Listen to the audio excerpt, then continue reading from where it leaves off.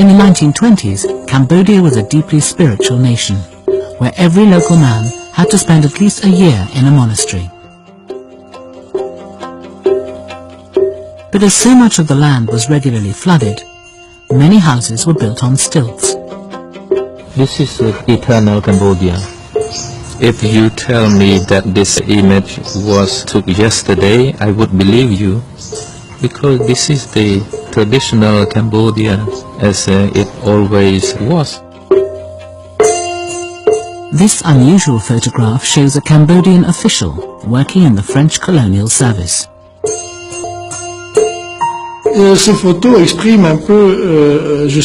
These photographs give you a feeling of the transitional quality of things in Cambodia, in this period between modernity and tradition. You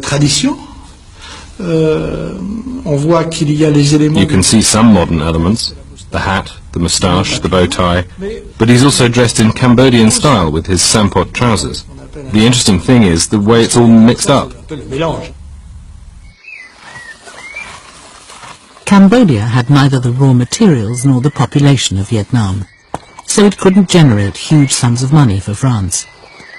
But it did possess one of the glories of Indochina, the temple complex of Angkor.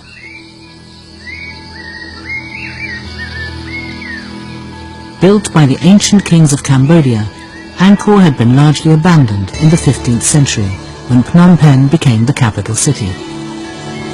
In 1860, it was visited by the French explorer Henri Moore. Europe was enthralled by his sensational account of amazing temples and dramatic ruins cloaked in dense forest.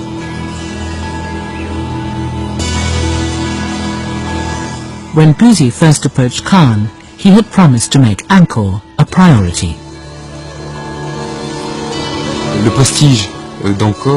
Angkor was a very prestigious site in that era. You were dealing with a set of ruins which could be compared to the Temple of Solomon. There was nothing comparable in the world. With all that history, all those memories preserved in its walls and temples, the archives of the planet just had to have it.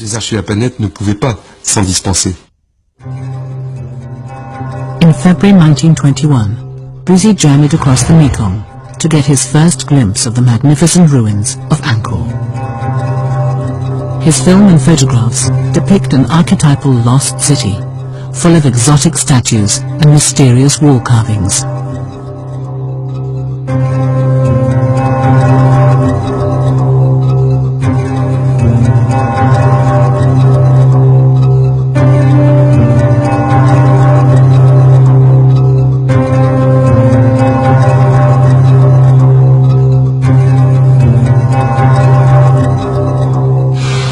The tallest and best preserved building was called Angkor Wat, the temple of the city. It has always been the symbol of Cambodia.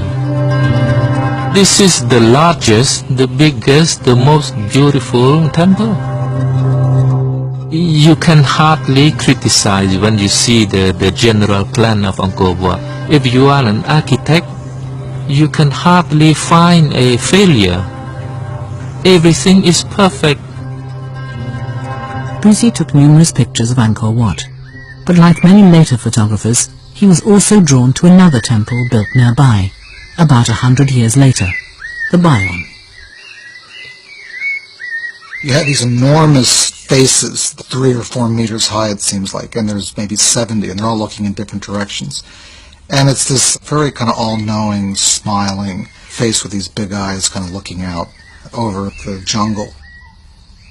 I think one of the challenges of photographing in Bayon is to try and get as many faces in the same frame. And I think in a couple of his photographs, he's been very clever to be able to find the right vantage point. By 1921, French archaeologists had cleared many of the temples and were beginning the long process of restoration. To start with, the priorities were very basics, clearing temples one by one.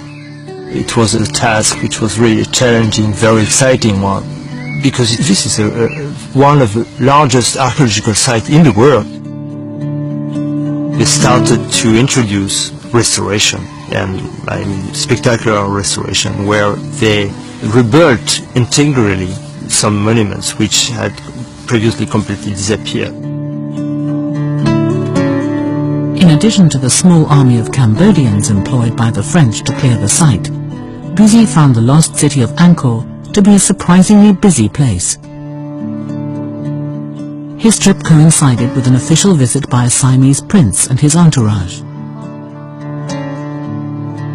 He photographed local boys fishing with bamboo baskets in a temple moat, and a Cambodian family in front of their country's most important monument. Inside Angkor Wat, he took dozens of portraits of monks. It was built to represent Mount Meru, which in Hinduism is the home of the gods. But over the centuries, Angkor Wat had become an important site for Cambodian Buddhists. I guess that it can be a little bit like Muslim people who go to Mecca. You wish that at least once in your life you have to see Angkor Wat.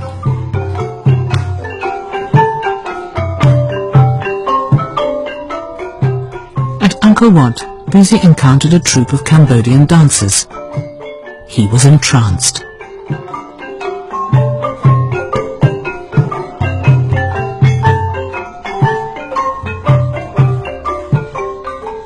In Cambodia, dance was far more than entertainment.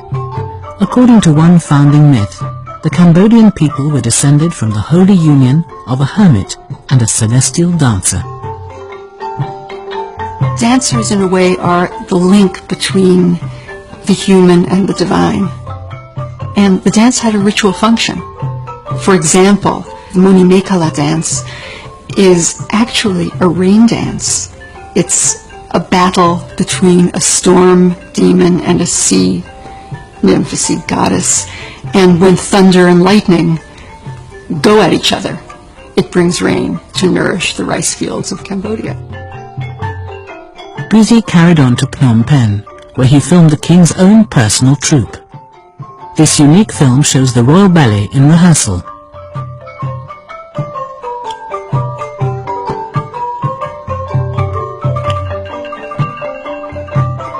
To have this material recorded, to see the exercises, is just amazing. Simply because no one would have seen them. No one except, literally, the dancers and the king.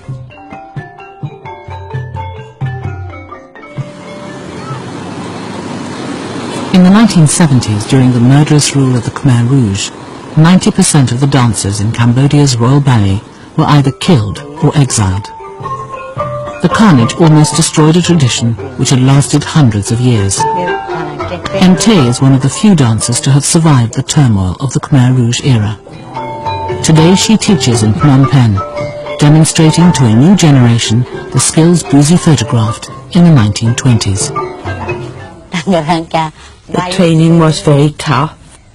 The teacher was always hitting us, and they would pinch us and twist us in order to make us dance properly.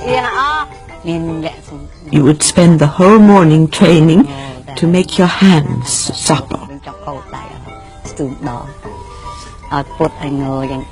They would get me to bend my fingers, and then to do this, and then to show this. The fingers curved like thorns on an orange tree. All the members of the royal ballet lived within the palace compound in the quarters of the king's harem. The royal family itself was directly involved in training the dancers. Princess Bhupa Devi, sister to the present King of Cambodia, was one of the most famous dancers of the 1960s.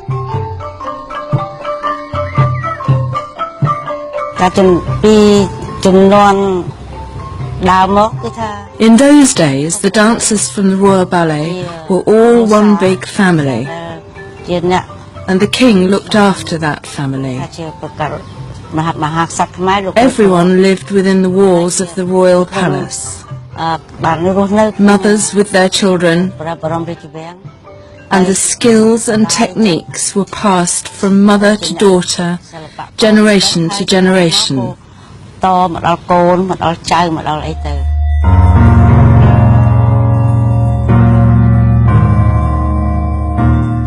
The costumes worn by the dancers were hugely elaborate.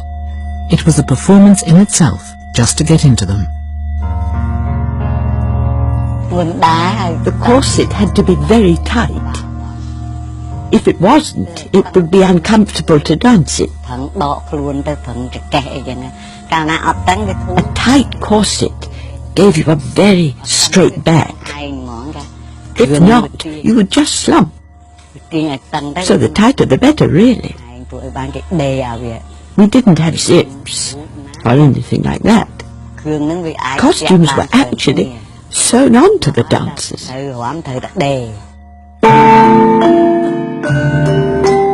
By the time Bussy shot this film, the Cambodian Royal Ballet was already famous in Europe, after their performance at a festival of colonial art in France. They got to Marseille and were just absolutely the knockout hit of the festival. They were performing indoors, and there were such riots of people trying to get in that they moved the performances outdoors, and they played for 30,000 people a night. There was a real appreciation that there could be true and brilliant art in one of these native places. The French made an even more extravagant attempt to bring the culture of Indochina to Europe when they built this replica of Angkor Wat in Paris in 1931. Millions of French people rushed to see the colonial exhibition, just to see Angkor Wat. You can still find old people who, when they talk about Cambodia, say, "I saw Angkor at the colonial exhibition in 1931. I visited Angkor."